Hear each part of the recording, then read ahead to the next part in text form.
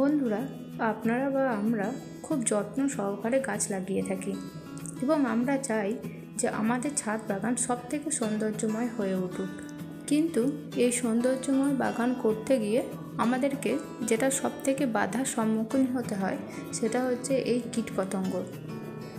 বিশেষ করে ফুল গাছগুলিতে, যেরকম বিশেষ করে এই জবা গাছে দেখবেন সাদা মাছি বা এই সাদা সাদা মিলি বার্ডসের খুব আক্রমণ হয়ে থাকে। এই মিলি বার্ডস যদি গাছের মধ্যে আক্রমণ হয় আস্তে আস্তে কিন্তু গাছকে নষ্ট করে দেয়। গাছের মধ্যে ফুল কম আসে বা কুড়ি আসার পর দেখবেন অনেক সময় কুড়ি ঝরে পড়ে যায়, আস্তে আস্তে গাছকে কিন্তু নষ্ট করে দেয়। এই মিলি বার্ডস যদি জবা গাছের মধ্যে হয় তাহলে আপনারা কি করবেন? আজ আমি আপনাদেরকে ঘরোয়া পদ্ধতিতে এই মিলি বার্ডস কীভাবে দমন করবেন সেটা আপনাদেরকে দেখাবো। তো আপনারা ভিডিওটা কিন্তু স্কিপ না করে শেষ পর্যন্ত দেখতে থাকবেন।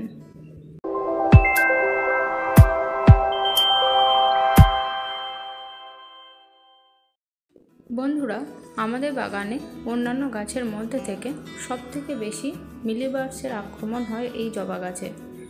এই জবা গাছগুলি আমার দেশি জবা গাছ, যেগুলির ডাল কাটিং করে আমি বসিয়েছিলাম। আর দেখুন প্রতিটি গাছেই কিন্তু এই মিলিবার্ডসের আক্রমণ হয়েছে, আর প্রতিটি ডালেই দেখুন মিলিবার্ডস রয়েছে। তো এই মিলিবার্ডস যদি জবা গাছের মধ্যে আক্রমণ হয় তাহলে কিন্তু আস্তে আস্তে গাছকে একেবারেই নষ্ট করে দেবে। এই মিলিবার্ডস জবা গাছের মধ্যে যে নতুন কাণ্ড বের হয়, নতুন পাতা বের হয়, সেই পাতার রস খেয়ে বেঁচে থাকে এবং গাছের গ্রোথ একেবারেই থমকে দেয়।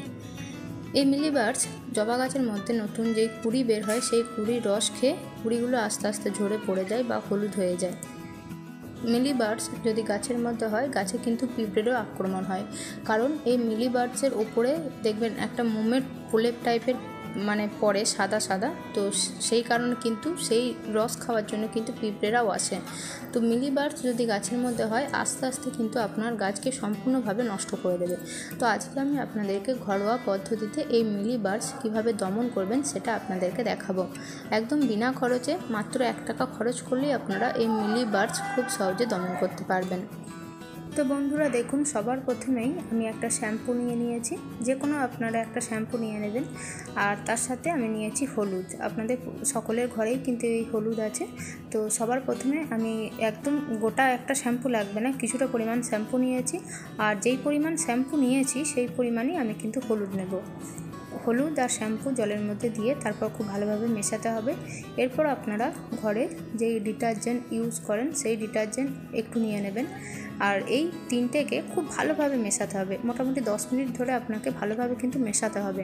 মেশানোর পর একটা স্প্রে বোতলে এটাকে আমি ভরে নিয়েছি। এরপর খুব ভালোভাবে পাতার 2 সাইডে স্প্রে করতে হবে। যেই ডালগুলিতে বা যেই পাতার মধ্যে এই মিলিবার্ডসের আক্রমণ হয়েছে খুব ভালোভাবে 2 সাইডে কিন্তু স্প্রে করবেন, তাহলে আপনার যেই মিলিবার্ডসগুলো গাছের মধ্যে আছে সেগুলো কিন্তু আস্তে আস্তে ঝরে পড়বে। তো দেখুন প্রতিটি গাছেই আমি কিন্তু খুব ভালোভাবে স্প্রে করে দিয়েছি। তো এইভাবে আপনারা ঘরোয়া পদ্ধতিতে মিলিবার্ডস খুব সহজে দমন করতে পারবেন।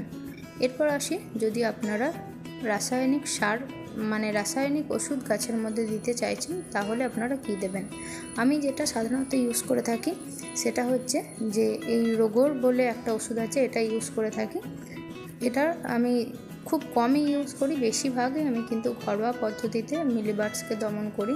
আর এই রাসায়নিক ওষুধটা আমি 1 লিটার জলের মধ্যে 4 থেকে 5 ফোঁটা দিয়ে গাছের মধ্যে খুব ভালোভাবে স্প্রে করে দিই।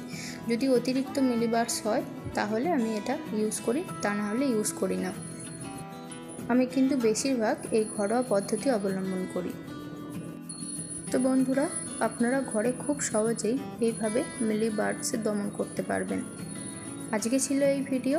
আজকের ভিডিও যদি ভালো লেগে থাকে তাহলে প্লিজ একটা লাইক করবেন, আর আপনি যদি আমার চ্যানেলে নতুন হয়ে থাকেন তাহলে প্লিজ সাবস্ক্রাইব করে পাশে থাকবেন।